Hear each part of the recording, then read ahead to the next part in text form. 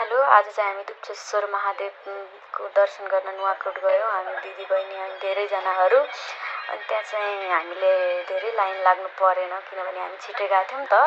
अनि हाम्रो पालो नै छिटै आयो। अनि माथि झर्ना रहेछ, झर्ना देख्यो भने पानी परिरहेको थियो होइन। अनि त्यहाँदेखि महादेवको दर्शन गरेर ओर्लियौँ। ओर्लिँदाखेरि चाहिँ बाटोभरि पूजा गऱ्यौँ, ढोक्दै आयौँ। म र दिदीहरू उत्तरा दिजु मात्र होइसिन्छ मसँग, बाँकी दमन्ती दिजुहरू चाहिँ पछाडि नै होइसिन्छ।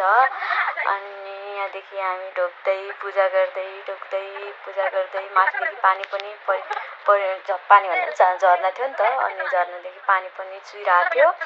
अनि पछाडिदेखि नदी कति ठुलो थियो त्यो हेर्दै हामीहरू त्यहाँदेखि तलसम्म बिस्तारै आयौँ।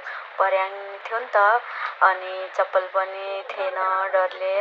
अनि महादेव त्यहाँ झर्ना पनि थियो। अनि भिडियो बनाउन त नपाउने रहेछ।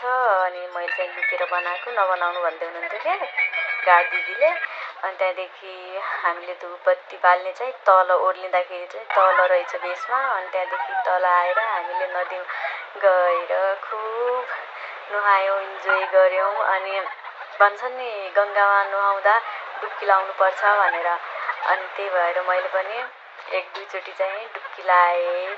अनि हामीहरू